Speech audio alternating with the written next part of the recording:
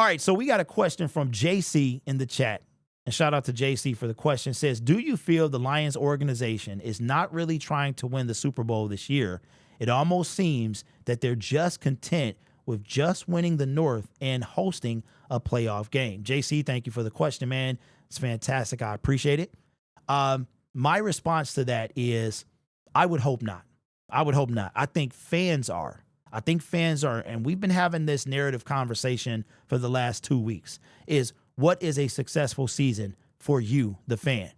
And when it comes to Brad Holmes and Dan Campbell, I would have to say that no GM and coach in their right mind would be content with ever losing, just getting so far.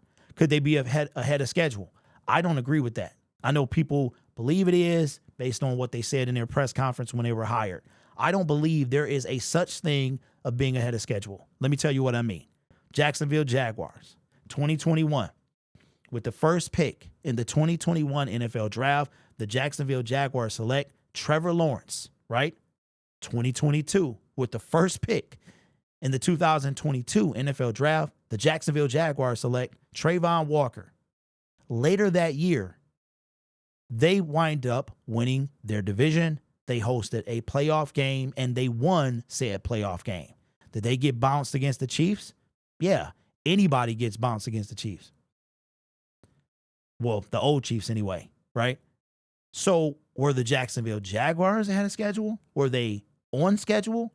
I'm going to say any team that picks first overall and wins a playoff game, how was that schedule? Like in the same year? How was that on schedule? Same thing with the San Francisco 49ers.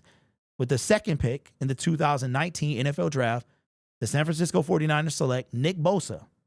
Later that year, they're one of the last two teams playing in the Super Bowl. So to answer your question, no, I don't think they are. And I think any fan that believes that is kidding themselves. I truly do. Now, you could say they weren't because they didn't make a trade deadline move. I'm not going to disagree with that. I'm not. And now they're stuck with Bruce Irving, Tyson Alualu.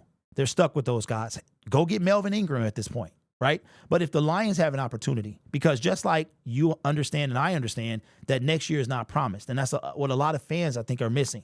Next year is next year. Our schedule is going to be harder. We're going to play much harder teams. I already know we play the NFC West. Stafford will be coming back. We got the Niners. We play the Philadelphia Eagles because they're going to win the division. We play some tough teams. So to answer your question, bro, no, I do not. I don't think that they're content. And I think that Brad Holmes would never say that. Dan Campbell would never say that. Every year, every team is trying to win it all. And I think that this year's Detroit Lions are trying to do the same thing. Even if he didn't make a move at the trade deadline, I still think they're like, well, if we make it to the division, that's a successful season. I'm sure every player, every coach, every person on the team would be extremely disappointed for their season to end. And when Brad Holmes sits in front of the media for his season-ending press conference the Tuesday after the season ends, he's going to be sad because he's going to be like we were last year.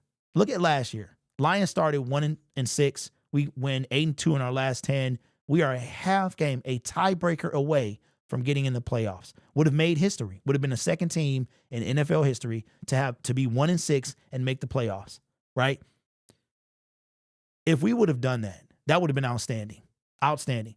Think about the hype that would follow us if we make it to the NFC title game. That's why I want the 1 seed so much. I want the 1 seed because it's a free game to the Super Bowl. It is the easiest record and it's home field advantage throughout the playoffs. So for me, no, I don't think that anybody on the Detroit Lions is okay and content. Even though he didn't make a move at the trade deadline. Here's what I think. I think Brad Holmes in year 3, his first time as a general manager, is trying to figure this thing out. And I think next year he's going to have to make a decision on what moves he's going to make in the draft and free agency because our defensive line sucks and he has to address it. I'll just say this.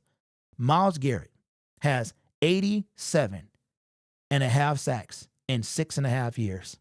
87 and a half sacks. I want to say his worst year was his rookie year. He got 7.